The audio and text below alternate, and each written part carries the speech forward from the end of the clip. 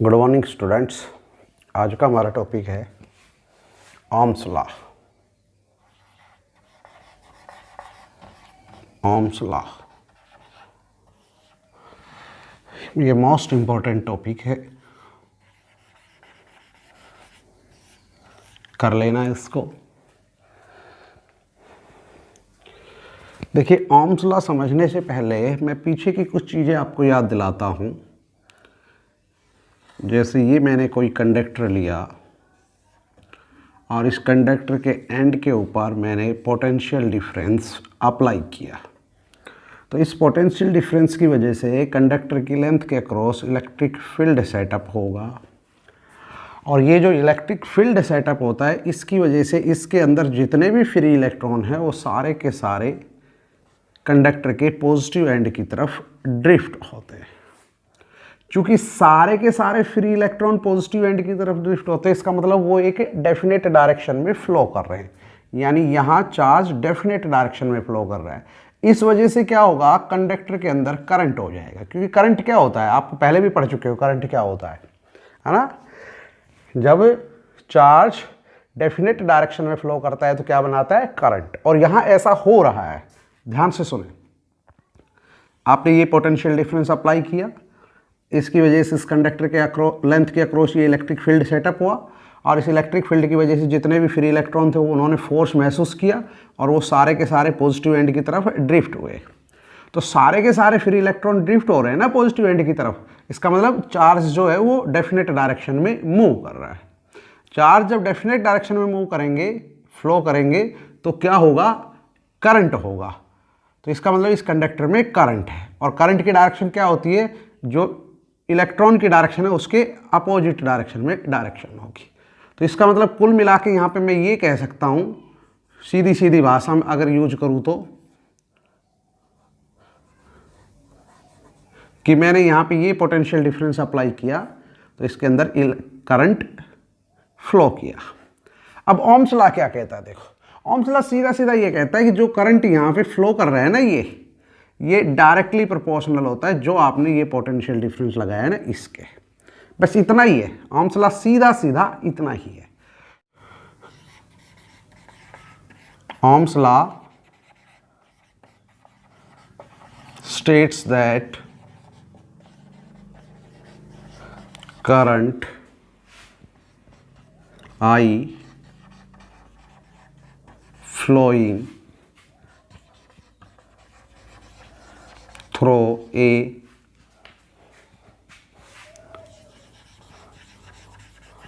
conductor is directly proportional to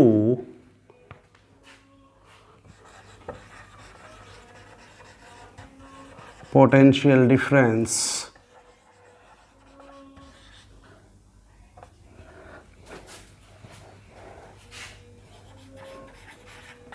across end of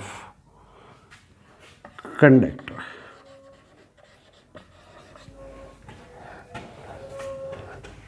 मैंने वही लिखा है, potential difference V।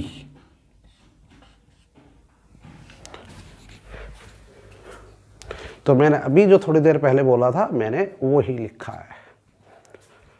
Ohm's law के अनुसार, या ओम्स लॉ ये कहता है कि जो करंट आई है जो कंडक्टर में फ्लो कर रहा है वो डायरेक्टली प्रोपोर्शनल होगा potential difference V across ends of a conductor. पर कुछ शर्त भी है यहाँ पे, क्या है, provided that physical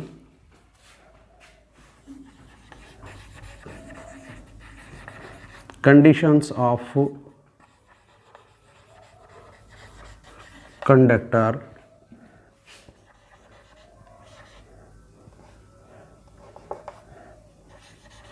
such as temperature,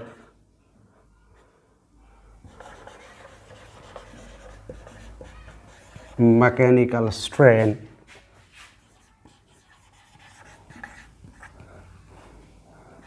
etcetera are kept constant. Clear? ये सीधा सीधा क्या कहना चाह रहा है आपको समझ में आ रहा होगा। जैसे मैंने अभी थोड़ी देर पहले बताया था कि जो कंडक्टर है उसके अंदर जो करंट फ्लो कर रहा था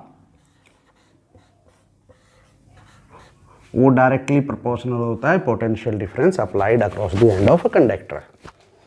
देखिए, Ohm's law state that current I flowing through a conductor is directly proportional to potential difference V across the end of a conductor। यानी ये डायरेक्टली प्रोपोर्शनल होता है इसके।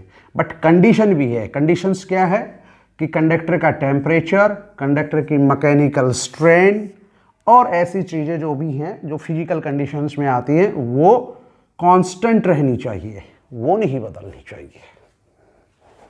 ओके, चलिए देखते हैं। इसका मतलब ये हमें ये कह रहा है कि I डायरेक्टली प्रोपोर्शनल V के होगा। तो इसको तो हम ये भी कह सकते हैं कि V डायरेक्टली प्रोपोर्शनल I। अब आप प्रोपोर्शनलिटी का सिंबल हटाएंगे तो क्या आएगा, V इक्वल टू, और सिंबल हटाओगे तो कोई कांस्टेंट आएगा, वो R आ रहा है। तो कितना हो गया, V इक्वल टू IR। यही ओम्स लॉ है आपका, ओम्स लॉ है यही। इसको तो ऐसे भी लिखा जा सकता है। देखिए R कितना हो जाएगा फिर, V अपॉन I। I इधर चला जाएगा। और ये R क्या है यहाँ पे जो आपने कांस्टेंट लिया था, ये क्या है, ये है resistance, resistance of conductor. Okay, तो ये ओम्स लॉ है।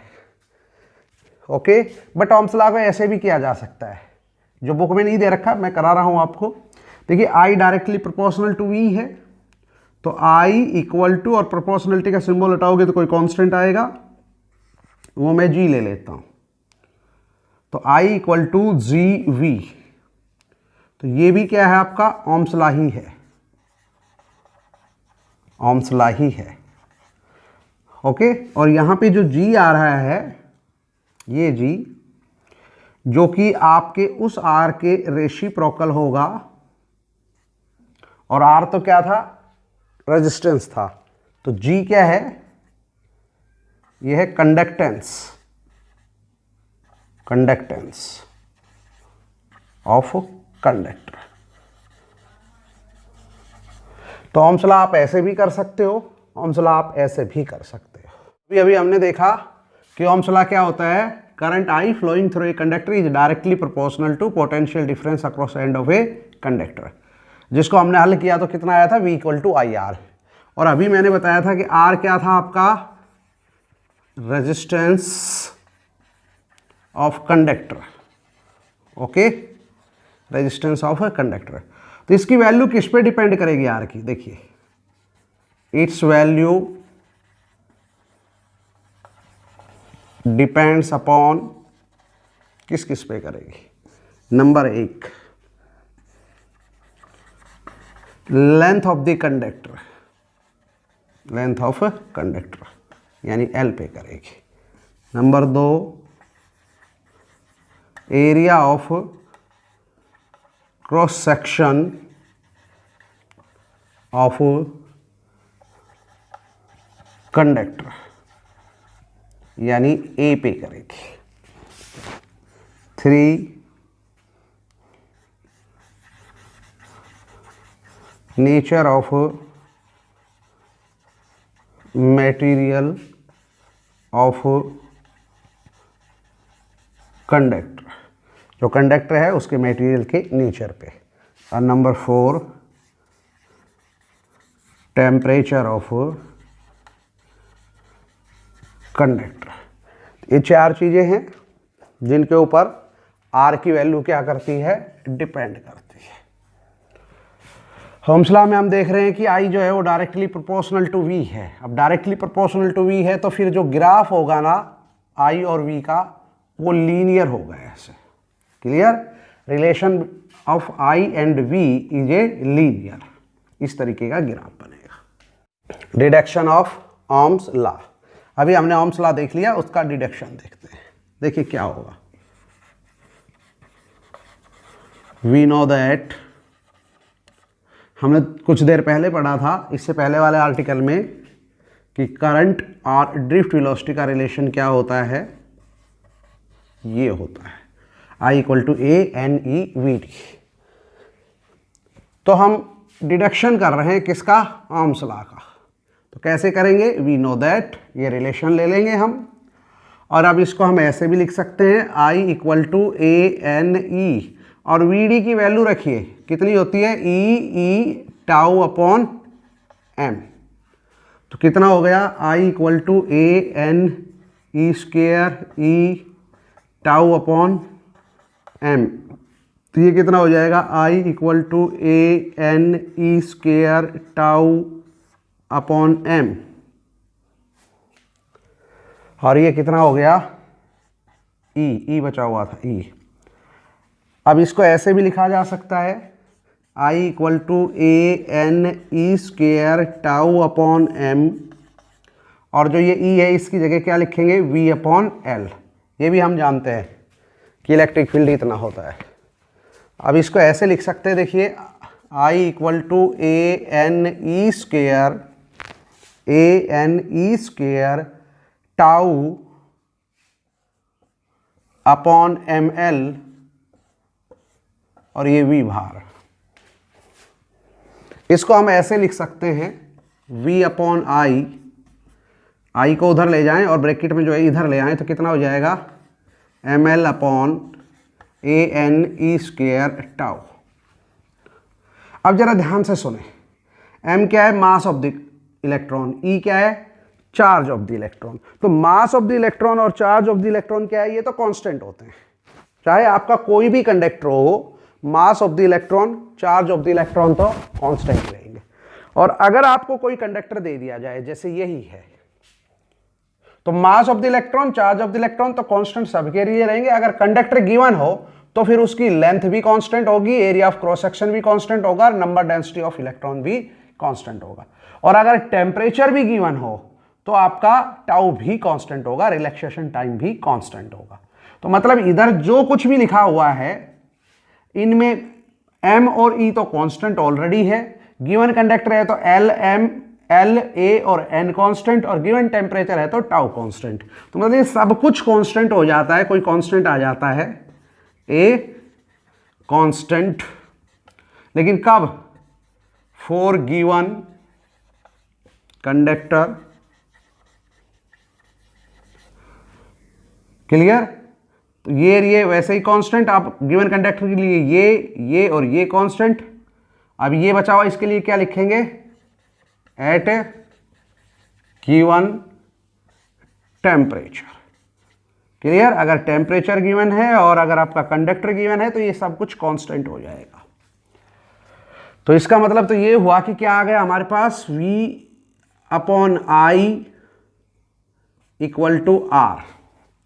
कितना हो गया ये, V इक्वल टू IR, और वो क्या है, ओम्स लॉ। क्या है ये, ओम्स लॉ। तो इस तरीके से आप ओम्स लॉ डिड्यूस कर लेंगे।